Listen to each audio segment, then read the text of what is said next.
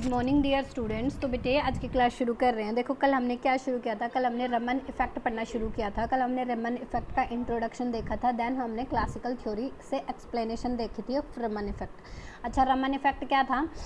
Raman effect ये था कि रमन हमारे एक इंडियन साइंटिस्ट थे जिन्होंने क्या है एक ऑर्गेनिक मॉलिक्यूल लिया, जैसे बेंजीन या टोलिन लिया था उन्होंने।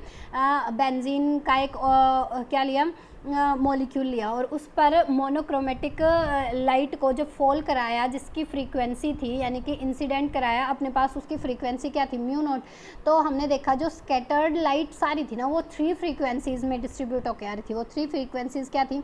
एक जो लाइट आई जिस फ्रीक्वेंसी से उन्होंने फॉल कराई मोनोक्रोमेटिक लाइट, उसी फ्रीक्वेंसी की लाइट हमें मिली, उसी फ्रीक्वेंसी की लाइन हमें मिली। ठीक है, एक हमें उससे ज़्यादा वाली मिली, एक हमने उससे कम वाली मिली। तो जो हमारे पास जिस फ्रीक्वेंसी से हमने वो इंसिडेंट कराई थी, जो स्कैटरिंग लाइट थी हमारी, सेम उसी फ्रीक्वेंसी की मिली, उसे हमने बोल दिया रिले लाइन। और जो हमारी एक हमें मिली एंटी स्टोक लाइन, एक हमें मिली Stokes line. Anti Stokes line की फ्रीक्वेंसी इंसिडेंट फ्रीक्वेंसी से ज़्यादा थी और स्टोक्स लाइन की फ्रीक्वेंसी इंसिडेंट फ्रीक्वेंसी से कम थी। ठीक है, ये हमारा क्या था, रमन इफेक्ट था। कल हमने इसकी क्लासिकल एक्सप्लेनेशन देखी थी, आज हमें क्या देखनी है, इसकी क्वांटम एक्सप्लेनेशन। ठीक है, क्वांटम एक्सप्लेनेशन में क्या होगा, यहाँ पे ना हम एनर्जी को स्टडी करेंगे। एनर्जी को स्टडी करेंगे मतलब ये अपने पास, जैसे मैंने इंसिडेंट लाइट फॉल कराई तो इसकी एनर्जी अपने पास क्या है, E = h म्यू होता है, h म्यू नॉट। ठीक है, तो इसकी फ्रीक्वेंसी जो हमारे पास स्कैटर होके जो लाइन आएगी उसकी frequency E = h mu dash हो जाएगी, क्योंकि जो भी हमारे पास ये लाइट फॉल हो रही है इनकी फ्रीक्वेंसी म्यू डैश है। ठीक है, तो यहाँ पे जिस एनर्जी से इंसिडेंट लाइट गई थी उसी एनर्जी की हमें लाइट मिल गई, तो क्या हो गया अपने पास, ये इसे बोलते हैं रिले लाइन। ठीक है, और यहाँ पे एनर्जी कम होगी, यहाँ पे एनर्जी ज़्यादा होगी, इसे बोलते हैं स्टोक्स लाइन और एंटी स्टोक्स लाइन। इसी बिहेवियर को हमें स्टडी करना है किसमें, क्वांटम थ्योरी में। ठीक है, तो आगे प्रोसीड करते हैं भाई। According to quantum theory, when beam of monochromatic light of frequency mu nought, जो हम ये इंसिडेंट लाइट करा रहे हैं, ये हमारी क्या है, इंसिडेंट लाइट। ठीक है, तो ये जो हम इंसिडेंट लाइट फॉल करा रहे हैं इसकी फ्रीक्वेंसी कितनी है, mu naught. In the form of the photons, each of energy, और फोटोन्स की फॉर्म में उनकी एनर्जी कितनी है, h म्यू नोट है। Hits A molecule of A organic compound, वो ऑर्गेनिक कंपाउंड हम 2 ले सकते हैं, मतलब और भी ले सकते हैं, यहाँ पे मैं 2 का जिक्र कर रही हूँ, बेंजीन एंड टोलिन। यहाँ पे हमने बेंजीन का लिया है। Then following 3 things might happen, तो 3 चीज़ें यहाँ पर हो सकती हैं। ठीक है, ये मैंने आपको समझाने के लिए बताया, जैसे जो हमारी इंसिडेंट जो हमारे पास लाइट थी उस इन द फॉर्म ऑफ फोटोन, उसकी एनर्जी कितनी है, E = h म्यू। ठीक है, तो हमारे पास E = h म्यू है, तो एक की जो फ्रीक्वेंसी है, जैसे म्यू = म्यू नोट के इक्वल आई, तो उसकी जो एनर्जी है, मान लो पहले E थी बाद में E डैश होगी, दोनों की सेम है। एक की एनर्जी जो है E से ज़्यादा है E डैश से, एक की एनर्जी E से कम है E डैश से। ठीक है, इसी बिहेवियर को हमें आगे पढ़ना है। तो क्या होगा भाई, फर्स्ट क्या होगा, there can be elastic collision between incident photon and molecule. In this case यहाँ पे कैसा कोलिजन होगा, इलास्टिक कोलिजन होगा। इलास्टिक कोलिजन कब होगा, जब उसी फ्रीक्वेंसी की हमें लाइन मिल रही होगी। ठीक है, क्योंकि इसमें कोई एनर्जी वेस्ट नहीं हो रही, ना ही एनर्जी एमिट आउट हो रही, ना ही एनर्जी इसमें एब्जॉर्ब हो रही है। जितनी एनर्जी की फ्रीक्वेंसी लाइट हमने भेजी थी उतनी एनर्जी की फ्रीक्वेंसी लाइट हमें मिल गई है। ठीक है, तो इसे हम बोलते हैं elastic collision. There can be elastic collision between incident photon and the molecule. In this case there is a no exchange of energy. तो यहाँ पे क्या नहीं हुआ है, एक्सचेंज ऑफ एनर्जी, ये बिल्कुल ध्यान रखने लायक इसमें बात है। There is a no exchange of energy between incident photon and the molecule and frequency of scattered photon. Scattering photon की जो फ्रीक्वेंसी वो हम क्या लेके चले, mu dash, will be equal to the frequency of the incident photon, यानी कि scattering light की फ्रीक्वेंसी और इंसिडेंट लाइट की फ्रीक्वेंसी सेम आ रही है। ठीक है, which results in appearance of the Rayleigh line, और जिसको हम बोल रहे हैं वो हमें in the form of Rayleigh line मिल रही है। देखो भाई, म्यू नॉट फ्रीक्वेंसी थी, कहाँ पे गई, म्यू नॉट फ्रीक्वेंसी थी, म्यू नॉट फ्रीक्वेंसी की जब हमें लाइन मिलती है उसे हम क्या बोलते हैं, रिले लाइन। ठीक है, appearance of the Rayleigh line in scattered beam, किसमें? स्कैटर्ड बीम में। ये हमारा स्कैटर्ड बीम है, ये हमारी इंसिडेंट बीम है। समझ में आ गया? ठीक है। नेक्स्ट पॉइंट क्या है? There can be inelastic collision. Second time वो इन इलास्टिक कोलिजन होगा। अच्छा, अब इन इलास्टिक कोलिजन क्यों हुआ? क्योंकि जब हमारे पास रिजल्ट्स आए तो हमने देखा जिस एनर्जी की फ्रीक्वेंसी लाइट हमने फॉल कराई थी, जो हमें फाइंड आउट हुई, उस एनर्जी से क्या है, कुछ कम या ज़्यादा वाली जो लाइंस हमें मिलेंगी उन टाइप पे, यानी कि जहाँ पर एक्सचेंज ऑफ एनर्जी फॉर्म करेगा, वो जो हमारे पास कोलिजन्स होंगे वो कैसे होंगे? Inelastic collision. There can be inelastic collision between incident photon and molecule in which the molecule might absorb part of energy। यहाँ पे कब कुछ emit out करेगा, कुछ absorb करेगा, तो absorb photon as a result the frequency scattered photon, यानी कि जो हमें scattered photon की frequency मिलेगी वो म्यू डैश है, will be less than मतलब म्यू नॉट फ्रीक्वेंसी की लाइट हमने फॉल कराई थी, जो हमें फाइंड आउट हुई वो क्या है? म्यू डैश की हुई, which is mu nought is greater than mu dash. ठीक है। Frequency of the incident photon mu naught, this accounts for the appearance of the Stokes line, यानी कि जब हमें कम फ्रीक्वेंसी की एनर्जी मिले और जब कम हम फ्रीक्वेंसी की लाइन मिले और जहाँ पर एनर्जी क्या हो रही हो? एब्जॉर्ब हो रही हो, इन इलास्टिक कोलिजन हो, तो वो हमारी कैसी हैं? स्टोक्स लाइन उन्हें हम बोलेंगे इन द स्कैटर्ड बीम। इतनी बात क्लियर हुई भाई? नेक्स्ट देखो, there can be inelastic collision. ये मैं आपको बहुत आसान लैंग्वेज में बता रही हूँ, बुक में थोड़ा अटपटा सा दिया हुआ है, मतलब समझने में थोड़ा टाइम लगेगा, तो मैं आपको ये आसान लैंग्वेज में बता रही हूँ, आप प्लीज़ इसको समझने की कोशिश करना। There can be inelastic collision between incident photon and molecule in which the, यहाँ पे भी कैसा हो रहा है? Inelastic collision between incident photon and molecule in which the molecule itself being an excited state impart some of its energy to the incident photon. देखो भाई ध्यान से सुनना, यहाँ पे क्या है? In which the molecule itself being an excited state impart some of its energy to the incident photon, कुछ एनर्जी दे रहा है उसको, ठीक है। As a result the frequency scattered, जो ये फ्रीक्वेंसी मिलेगी स्कैटर्ड बीम में, वो क्या होगी? ओरिजिनल फ्रीक्वेंसी से ज़्यादा होगी, will be greater than frequency of incident photon mu naught. This explains the appearance of anti-Stokes line in the scattered beam। तो वो क्या होंगी? जो हमें मिलेंगी वो एंटी स्टोक लाइन होंगी, जिनकी फ्रीक्वेंसी ओरिजिनल फ्रीक्वेंसी से ज़्यादा होगी। यहाँ तक बात समझ में आई? अब इसको थोड़ा मैथमेटिकल ट्रीटमेंट देखते हैं। अब देखो, मान लिया जब हमारे पास कोलिजन नहीं हो रहा था, बिफोर कोलिजन जो एनर्जी थी उसको मैं मान के चल रही हूँ ईपी एनर्जी थी। जब हमारा कोलिजन के बाद जो एनर्जी हमें मिली है उसको मैं ई क्यू नाम दे रही हूँ, energy of molecules after collision, ठीक है। अच्छा, म्यू नॉट हमें पता है फ्रीक्वेंसी ऑफ इंसिडेंट फोटोन है, म्यू डैश हमें पता है फ्रीक्वेंसी ऑफ स्कैटर्ड फोटोन है। इतनी बात क्लियर हुई? अब according to law of conservation of energy, law of conservation of energy क्या है? मतलब एक बार है बिफोर कोलिजन की जो एनर्जी है वो, और एक है हमारे पास आफ्टर कोलिजन, एक है हमारे पास आफ्टर कोलिजन। तो इसकी एनर्जी है ईपी, वो हो जाएगी ई क्यू के, मतलब दोनों एनर्जीज इक्वल है, तभी तो हमारी क्या है? जितनी जो एनर्जी हमने दी थी उतनी एनर्जी हमें मिल गई, तो उसे हम क्या बोलेंगे? Law of conservation of energy ना। छोटी क्लासेस में रटी हुई लाइन अब तक पढ़ते आए होंगे, energy neither be created nor be destroyed, it's only convert one form to another form, ठीक है। मतलब जितनी एनर्जी पहले थी बाद में भी उतनी ही एनर्जी रही, इस चीज़ को ही तो हम कंजर्वेशन बोलते हैं, ठीक है। तो हमारे पास क्या आ गया? ई पी प्लस में H mu nought is equal to E Q plus में एच म्यू डैश, ठीक है, ये आ गया हमारे पास। तो ये plus H mu nought plus H mu dash क्यों? यहाँ पे जो फोटोन इंसिडेंट कराए थे उनकी अपनी भी तो एनर्जी है, तो वो हमारे पास क्या है? H mu not. जो हमारे पास स्कैटर्ड होके जो अपने पास फोटोन मिले उनकी भी तो अपनी एनर्जी है, एच म्यू डैश, ठीक है।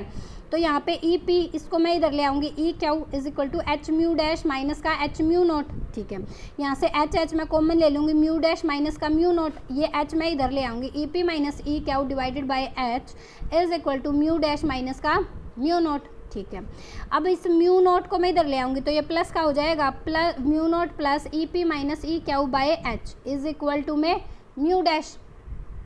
यानी कि इतनी फ्रीक्वेंसी की ये हमारे पास स्कैटर्ड फ्रीक्वेंसी है, स्कैटर्ड फ्रीक्वेंसी यानी कि जो हमारे पास स्कैटरिंग होके लाइट जो हमें मिली है वो इतनी फ्रीक्वेंसी की मिलेगी। ठीक है, अब यहाँ पे 3 केस अगेन बनते हैं। कब? जब हमारे पास जो रिले लाइन थी वो क्या थी, जितनी एनर्जी उसकी पहले थी उतनी एनर्जी रही, मतलब ई पी और ई क्यू वहाँ पे इक्वल है, तो ई पी और ई क्यू इक्वल रहेगा तो ये वैल्यू मेरे पास क्या बन गई, 0, यानी कि म्यू डैश किसके इक्वल आ गया, म्यू नोट के, तो ये वाली लाइन मेरे पास कैसी आ गई, रिले लाइन। ठीक है, और जब हमारी जो कोलिजन वाली फ्रीक्वेंसी है, बिफोर कोलिजन फ्रीक्वेंसी एनर्जी है, सॉरी भाई, बिफोर कोलिजन जो एनर्जी है वो लेस देन होगी आफ्टर कोलिजन से, तो हमारी वहाँ पर जो फ्रीक्वेंसी है, फ्रीक्वेंसी क्या हो जाएगी, ये कम है, मतलब यहाँ पे कुछ नेगेटिव टर्म देगी, नेगेटिव टर्म दे देगी, मतलब ये छोटी वैल्यू आ जाएगी, तो इट मीन्स म्यू डैश ज़्यादा बड़ी, म्यू डैश की क्या है, नेगेटिव वैल्यू आ गई ना, तो म्यू डैश हमारी किससे छोटी है, म्यू नोट से, तो इसको बोलेंगे हम स्टोक्स लाइन। इसी तरह जब ई पी हमारी ग्रेटर देन है ई क्यू से, तो वहाँ पे म्यू डैश हमारी ग्रेटर देन होगी म्यू नोट से, उन्हें हम बोलेंगे एंटी स्टोक्स लाइन। इतनी बात क्लियर हुई। अब इनको ये ना ट्रांजिशंस देखेंगे कैसे ये फॉर्म करती है। देखो भाई, यहाँ से समझो, एक बार मैं इसको बाद में बताती हूँ, एक बार थोड़ा ऐसे रफली समझो। मान लो ये हमारे पास लेवल्स हैं, फ्रीक्वेंसी के लेवल्स। मान लो यहाँ फ्रीक्वेंसी 0 है, यहाँ फ्रीक्वेंसी 1 है, यहाँ फ्रीक्वेंसी 2 है, ये हमारी कुछ हाइयर है, मतलब यहाँ पर फ्रीक्वेंसी की वैल्यू नहीं पता हमें कितनी है, इन्हें बोल दिया हमें हाइयर वर्चुअल स्टेट। ठीक है, इतनी बात क्लियर हुई। मान लो मेरा जो मॉलिक्यूल है वो है यहाँ पर, अब यहाँ से लेकर यहाँ पर मैं यहाँ पर इंसिडेंट कराऊंगी, ये इंसिडेंट जो अपने पास लाइट कराऊंगी उसकी फ्रीक्वेंसी कितनी है, mu naught, mu naught light की इंसिडेंट, तो ये क्या है, किस में एक्साइटेड होके किस में पहुँच जाएगा, एक्साइटेड स्टेट में, हायर स्टेट में पहुँच जाएगा। ठीक है भाई, अब क्या होता है, जो मॉलिक्यूल होता है वो ज़्यादा देर तक किस में नहीं रह पाता है, हायर स्टेट में नहीं रह पाता है। हायर स्टेट में वो 10⁻⁸ सेकंड तक ही रह सकता है, उसके बाद उसे वापस अपनी लोअर स्टेट्स में, यानी कि जहाँ पे वो स्टेबल कंफर्टेबल फील करे वहाँ पर आना चाहता है। ठीक है, अब क्या होगा भाई, यहाँ पर जब इतने टाइम के बाद वो वापस आएगा तो हमने देखा जो ये इसकी ट्रांजिशन हुई ना वापस इसी स्टेट में होगी। ठीक है, जहाँ से जिस स्टेट से वो गया था उसी स्टेट में वो वापस आ गया, और जो फोटोन यहाँ पे एमिट आउट हुए उनकी जो फ्रीक्वेंसी थी म्यू डैश, वो हमारी किसके इक्वल मिल जाएगी, म्यू नोट के। तो इस टाइप की ट्रांजिशंस को मैं किस में कंसीडर करूँगी, रिले लाइन में। ठीक है, अगर तो ये इससे लोअर स्टेट में आता, अगर तो ये लोअर स्टेट में आता तो हमारे पास क्या होती, हमारे पास फ्रीक्वेंसी ये ज़्यादा होती, अगर तो ये इससे कम वाली स्टेट में आता तो ये फ्रीक्वेंसी इससे कम होती। ठीक है ना, तो क्या है, वही यहाँ पे समझाया गया है कि अगर जिस स्टेट से गया था उसी स्टेट में वापस आ गया और जो फ्रीक्वेंसी मिली हमें वो इंसिडेंट फ्रीक्वेंसी के इक्वल ही आ गई, तो इसे हम बोलेंगे रिले लाइन ट्रांजिशन। ये हमारी क्या है, रिले लाइन ट्रांजिशन। ठीक है भाई, इतनी बात क्लियर। अब देखो इसी तरह ये mu is equal to 0, mu is equal to 1, mu is equal to 2, कुछ हमने लेवल्स ले लिए। अगेन हमारा किस में था, म्यू इज इक्वल टू 1 में, यहाँ पे मैंने इंसिडेंट लाइट फॉल कराई जिसकी एनर्जी थी एच म्यू नोट उसकी फ्रीक्वेंसी थी, वो क्या है यहाँ पर किस में गया, हायर स्टेट में। हायर स्टेट में ज़्यादा देर रह नहीं सकता तो वापस आया तो हमने देखा जिस स्टेट में से गया था ना उससे पहले वाली स्टेट में वो आके रुक गया, मतलब जो उसकी फ्रीक्वेंसी थी ना वो उसको उस स्टेट तक नहीं पहुँचा पाई, मतलब जो उसकी फ्रीक्वेंसी स्कैटर्ड लाइट की जो फ्रीक्वेंसी आई है वो ओरिजिनल फ्रीक्वेंसी से कुछ कम है। जब ओरिजिनल फ्रीक्वेंसी से कुछ कम होती है तो इन लाइंस को हम क्या बोलते हैं, स्टोक्स लाइन। तो ये ट्रांजिशन किसके लिए, स्टोक्स लाइन के लिए। ठीक है, यहाँ पर देखो अब हमारा जिस, मान लो म्यू इज इक्वल टू ये 0 है, म्यू इज इक्वल टू 1 है, म्यू इज इक्वल टू 2 है, वही म्यू इज इक्वल टू 1 में था, हमने फोटोन दिया।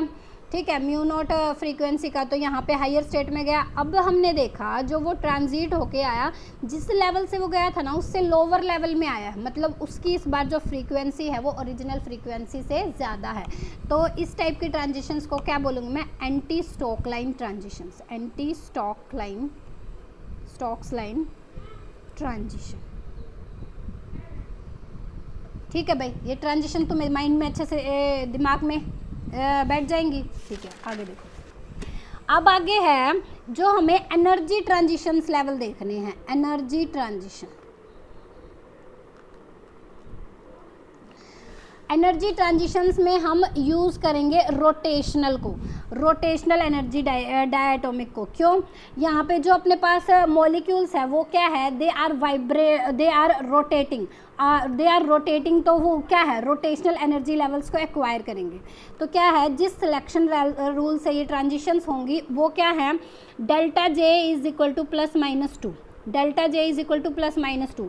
मतलब हमें पता है यहाँ पे एनर्जी लेवल्स बनाओगे जे इज इक्वल टू 0 से अप टू 100 तक। ठीक है, तुम्हें पता है ये हमारे पास में क्या है, इक्वी स्पेस नहीं होते। जैसे जैसे जे की वैल्यू इंक्रीज होती जाती है, इन लेवल्स के बीच में गैप भी इंक्रीज हो जाता है। मतलब J is equal to 0, J is equal to 2, J is equal to 1, J is equal to 2, J is equal to 3, उनके बीच में क्या है, गैप बढ़ रहा है। तो इस सिलेक्शन रूल से मतलब डेल्टा जे की वैल्यू या तो +2 होनी चाहिए या -2 होनी चाहिए, उन्हीं ट्रांजिशंस को अलाउड करेंगे। ठीक है, अब देखो delta J is equal to में +2 या -2 का मान लो पहले हम डेल्टा जे की वैल्यू -2 के लिए ट्रांजिशंस कर रहे हैं। मतलब अगर 2 - 4 करूँ तो -2 आएगा, मतलब 2 से 4 तक ट्रांजिशन पॉसिबल है। 3 - 5 करूँ तो क्या -2 आएगा, ये ट्रांजिशन भी पॉसिबल है। 1 - 3 करूँ तो क्या है, -2 आएगा। 0 - 2 करूँ तो -2 आएगा। ठीक है, यानी कि ये सारी ट्रांजिशंस क्या है, हमारे पास यूज होंगी। ठीक है, तो ये सारी ट्रांजिशंस हमारे पास -2 के, अच्छा +2 के लिए भी देखेंगे। 0 से 2 में, 2 से 0 में, क्योंकि यहाँ पे हमारे पास क्या होता है, फाइनल माइनस इनिशियल। तो हमारे पास क्या है, 2 - 0 कितना हो गया, 2। यहाँ पे 3 से 1 में 3 - 1 कितना हो गया, +2। 4 - 2 कितना हो गया, +2। 5 - 3 कितना हो गया, +2। तो ये सारी ट्रांजिशंस हमारी किसके लिए है, +2 के लिए। इसी तरह ये वाली ट्रांजिशंस हमारी किसके लिए है, -2 के लिए। ये हमारी delta J is equal to -2 के लिए, ये delta J is equal to +2 के लिए है। अच्छा, इन लाइंस के लिए हमें यहाँ पर एक एनर्जी बैंड है, ये हमारा क्या है, एनर्जी बैंड। तो ये एनर्जी बैंड है, तो यहाँ पे हमें लाइन मिलेंगी इस ट्रांजिशन के लिए, ये स्टार्टिंग में हमारी जो फ्रीक्वेंसी है वो म्यू नॉट है। इधर वालों की फ्रीक्वेंसी क्या मिलेगी हमें, कम, और इधर की फ्रीक्वेंसी ज़्यादा मिलेगी। तो ये वाली लाइन्स हमारे पास स्टोक्स लाइन होंगी और ये वाली लाइन्स हमारे पास एंटी स्टोक लाइन होंगी। काफ़ी इंपॉर्टेंट है ये, आपको एग्जाम में बना के ही आना है ये डायग्राम। ठीक है भाई, तो हमारे पास क्या लिखोगे इसमें, for a Raman active molecule only those transitions are allowed between given rotational energy levels for which change in rotational quantum number, यानी कि कितने वाली ट्रांजिशंस होंगी, सिर्फ delta J is equal to +-2 वाली ही ट्रांजिशंस यहाँ पर फॉर्म करेंगे। अच्छा, रोटेशनल वाले स्पेक्ट्रम में तुमने rotational of energy for a diatomic molecule पढ़ा होगा। E J is equal to E J into में EJ+1 इंटू में h² इंटू बाय 2I। अब एनर्जी इसकी वैल्यू निकालेंगे। देखो एनर्जी की ट्रांजिशन कहाँ से, EJ से EJ+2 तक ही, +1 नहीं लोगे, J+1 नहीं लोगे, क्योंकि यहाँ पर ये कंडीशन है कि जो ट्रांजिशन होगी, सिलेक्शन रूल की ये कंडीशन है कि delta J is equal to +-2 से ही होगी। तो अगर J से जो ट्रांजिशन होगी वो J+2 लेवल में ही होगी, तो यहाँ पे जो एनर्जी है वो EJ, तो EJ+2 ही होगी। ठीक है, the change in energy of diatomic molecule when it makes transitions from the rotational energy level J+2 to rotational energy level J is given by, मतलब ये वाली ट्रांजिशंस हायर टू लोअर, मतलब higher to lower क्या है, जो energy होती है वो E is equal to final minus E is equal to initial, higher to, या फिर इसे हायर और यहाँ पे इनिशियल बोल सकते हो। ठीक है, तो ये हायर से लोअर में आ रही है, यानी कि EJ+2 माइनस का EJ+1। एक बार इस इक्वेशन में J की जगह J+2 पुट करूंगी और एक बार J ही रखेंगे, तो उन दोनों का क्या लेंगे, डिफरेंस लेंगे। ठीक है, तो क्या आ जाएगा, ये अपने पास है डेल्टा ई, ये अपने पास क्या है डेल्टा ई। तो delta E is equal to J plus two J plus two plus one, J plus two plus one h cut square upon में 2i, यहाँ पे माइनस जे इंटू में J plus one h cut square upon में 2i। ठीक है, H cut square upon में 2i, H cut square upon में 2i, यहाँ पे भी है, यहाँ पे भी मैं कॉमन ले सकती हूँ। ठीक है, यहाँ पे मैंने लिखा जे प्लस टू, यहाँ पे मैं लिखूँगी जे plus two plus one, J plus three minus, इसको मैं प्लस कर लूँगी तो जे का स्क्वायर प्लस में जे, माइनस अंदर लूँगी तो माइनस जे स्क्वायर माइनस जे। इतनी बात क्लियर हुई? ठीक है भाई। अब क्या है, एच कट स्क्वायर अपॉन में 2i, इसकी मैं इनको क्या है सोल्व आउट कर लूँगी, थोड़ा मल्टीप्लाई कर लूँगी, जे की इससे मल्टीप्लाई की जे स्क्वायर 3j, ये क्या आ जाएगा जे स्क्वायर प्लस में 3j प्लस में 2j प्लस में 6, इसकी मल्टीप्लाई ये आ गई माइनस का जे स्क्वायर माइनस का जे। अच्छा, जे स्क्वायर और जे स्क्वायर कैंसिल आउट हो रहे हैं, कैंसिल आउट। ठीक है भाई, 2j और 3j कितना हो जाएगा 5j, माइनस का j कितना आ गया 4j, ये क्या है 5j माइनस का j कितना बन जाएगा 4j, और प्लस का 6 रह जाएगा। ठीक है, यानी कि delta E is equal to h cut square upon में 2i इंटू में 4j प्लस में 6। अच्छा, दोनों में से 2 कॉमन आ सकता है, बिल्कुल आ सकता है भाई।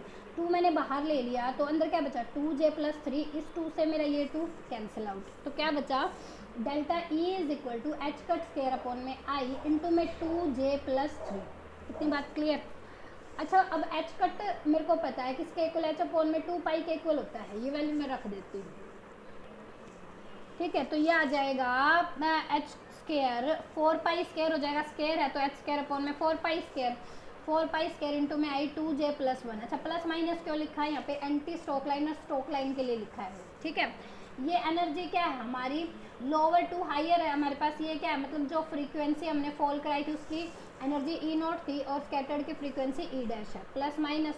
ठीक है, इसकी फ्रीक्वेंसी अपने इसकी जो एनर्जी की वैल्यू आएगी एच म्यू नॉट, इसकी एच म्यू डैश, एच दोनों से कॉमन है मैंने बाहर लिख लिया, ये टर्म एज इट इज चल रही है। तो यहाँ पे हो गया plus minus h square divided by 4 pi square I, क्या हो गया 2j प्लस 3। अच्छा, एच से एच एक एच कैंसिल, तो क्या बच गया म्यू नॉट माइनस का mu dash is equal to में एच अपॉन में 4 पाई स्क्वायर आई 2j प्लस 3 और प्लस माइनस। ठीक है, ये वाली टर्म बच गई। क्या होगा अब, तो म्यू नॉट माइनस का mu dash is equal to में प्लस माइनस एच अपॉन में 4 पाई स्क्वायर आई इंटू में 2j प्लस 3। अब ये क्या था, ये हमारे पास है frequency difference of 2 lines of scattered and incident light. ठीक है, ये हमारा डेल्टा म्यू, यानी कि जिसे मैं बोल रही थी रमन शिफ्ट। रमन शिफ्ट हमने जब रमन इफेक्ट के बारे में पढ़ा था ना, तो रमन शिफ्ट है ये, यानी कि ये इसको मैं डेल्टा म्यू रख सकती हूँ प्लस माइनस एच अपॉन में 4 पाई स्क्वायर आई इंटू में 2j प्लस 1। अब देखो फॉर एंटी स्ट्रोक लाइन के लिए म्यू डैश की वैल्यू ग्रेटर देन है म्यू से, तो यहाँ पे आ जाएगा माइनस एच अपॉन में 4 पाई स्क्वायर आई 2j प्लस 3। ठीक है, ये अपने पास किसके लिए इक्वेशन आ गई रमन शिफ्ट की, ये इक्वेशन आ गई फॉर एंटी स्ट्रोक लाइन। इसी तरह जब हमारी स्कैटर्ड फ्रीक्वेंसी इंसिडेंट फ्रीक्वेंसी से कम होगी तो हमारे पास आ जाएगा प्लस का साइन और इसे हम बोलेंगे Stokes line for Raman shift. ठीक है, तो ये कंप्लीट थी इंफॉर्मेशन अबाउट रमन इफेक्ट के बारे में।